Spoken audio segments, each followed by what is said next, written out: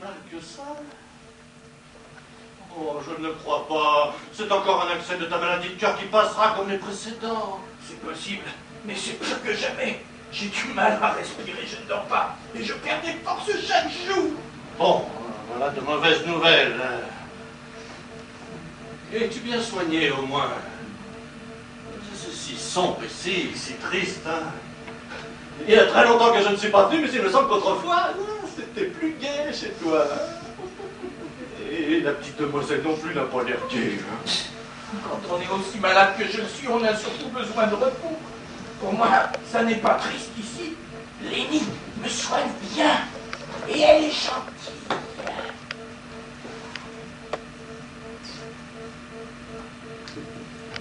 Mademoiselle, laissez-nous seul un instant, s'il vous plaît. J'ai à parler d'une affaire personnelle avec mon ami. Vous voyez bien que monsieur l'avocat est malade et qu'il ne peut s'occuper d'aucune affaire. Nous n'avons pas perdu la raison. Si ce que je demande était impossible, je ne le demanderai pas. Alors laissez-nous, s'il vous plaît. Il peut tout dire devant Lenny. Ce n'est pas de moi qu'il s'agit. Et ce n'est pas mon secret. Ah. Et de qui s'agit-il? De mon neveu, que voici. Joseph K., fondé de pouvoir. Oh, excusez-moi, je ne vous avais pas vu. Va, Lenny.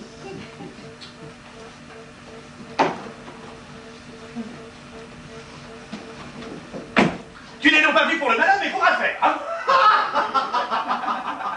Tu as l'air d'aller beaucoup mieux depuis que cette sorcière est sortie. Je parie qu'elle écoute. Tu n'es pas sur son compte, hein? Oh, en ce qui concerne l'affaire de monsieur Tourneveux, je m'estimerais heureux si j'avais assez de force pour une tâche aussi difficile. À vrai dire, cette affaire m'intéresse trop pour que je renonce à m'en occuper. Je ne comprends pas. Non, c'est peut-être moi qui ai mal compris. Je pensais qu'il s'agissait de votre procès. Mais naturellement. Mais comment se fait-il que vous sachiez quelque chose de moi et de mon procès? Non, c'est non ça! Mais je suis avocat, mon cher, et je fréquente les milieux des tribunaux. On y parle de différents procès, et on se souvient des plus frappants, surtout quand ils concernent le neveu d'un ami. Il n'y a là rien d'étonnant. Que veux-tu donc? Tu es très nerveux. Vous fréquentez les tribunaux? Mais bien sûr! Pose des questions d'enfant. Laisse. Qui voulez-vous que je fréquente sinon des gens de ma profession? Vous comprendrez que ces fréquentations sont très utiles à ma clientèle. Actuellement, bien sûr, ma maladie me gêne un peu, mais j'ai tout de même de très bons amis du tribunal qui viennent me voir et m'apprennent pas mal de choses. Tenez, ainsi en ce moment même, je reçois la visite d'une personne qui m'est chère. Où ça?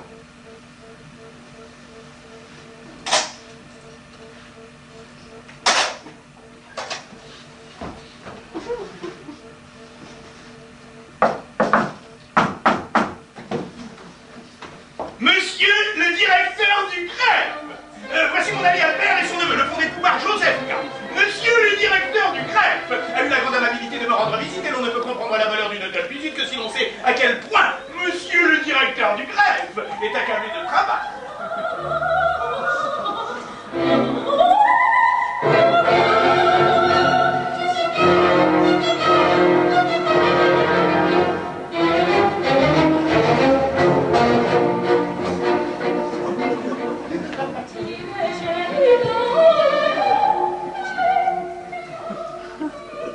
Il s'avère que si nous le désirons, nous pouvons débattre ensemble d'une même affaire et pour cela nous rapprocher. Et là, je ne dispose que de quelques minutes. Les affaires m'appellent, mais je ne voudrais pas manquer l'occasion de faire la connaissance d'un ami.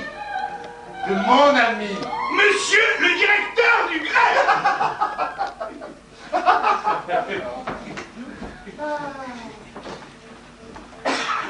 Oh!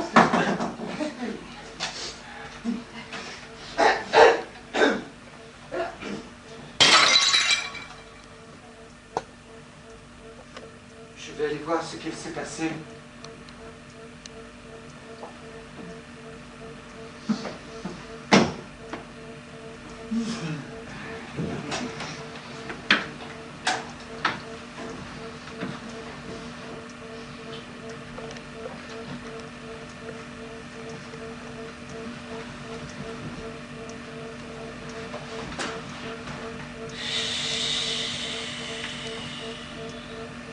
Il ne s'est rien passé, c'est moi qui ai jeté une assiette contre le mur pour vous faire sortir.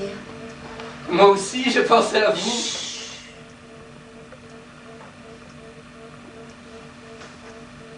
Tant mieux. Venez. Venez. Venez par ici. Je pensais que vous viendriez de vous-même sans que j'aie à vous appeler. C'est bizarre tout de même. D'abord, vous entrez, vous ne cessez de me regarder, et ensuite, vous me faites attendre. Appelez-moi Léline. Volontiers. Volontiers. Quant à ce que vous avez trouvé bizarre, c'est facile à expliquer. Premièrement, il m'a fallu écouter le bavardage de ces vieux messieurs et je ne pouvais pas les quitter comme ça, sans rien dire. Deuxièmement, je ne suis pas très hardi, plutôt timide. Tout comme vous d'ailleurs. Lénie, vous ne semblez pas être de celles qui se laissent conquérir du premier coup. Ce n'est pas cela, c'est que je ne vous ai pas plu. Et que je ne vous plais sans doute toujours pas. Plaire n'est pas le mot.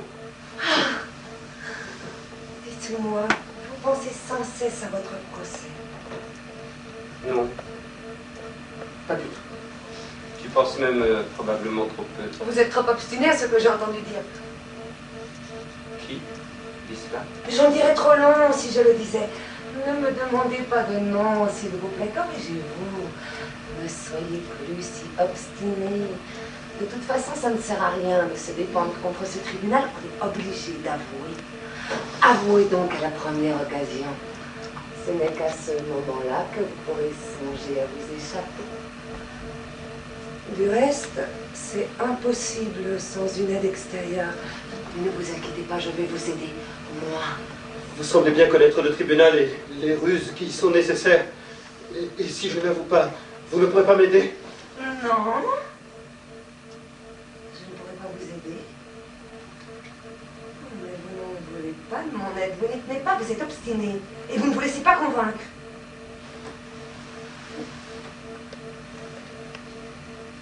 Vous avez une petite amie? Non. Oh, si!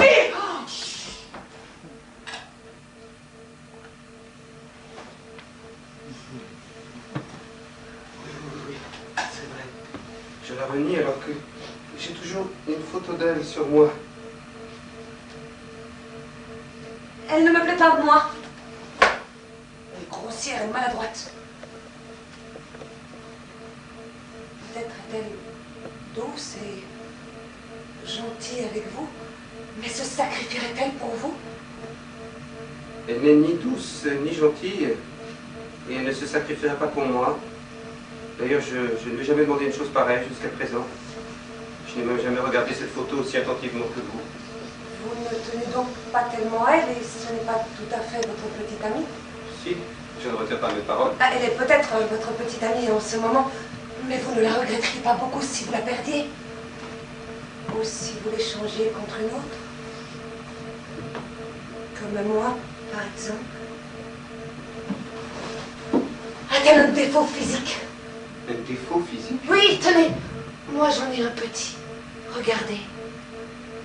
Regardez.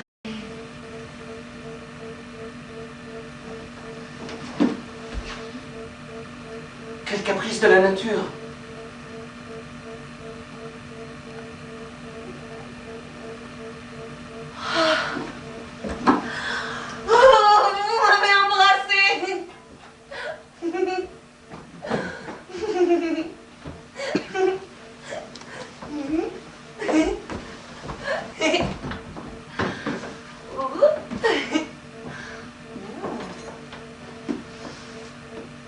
Vous m'avez embrassé.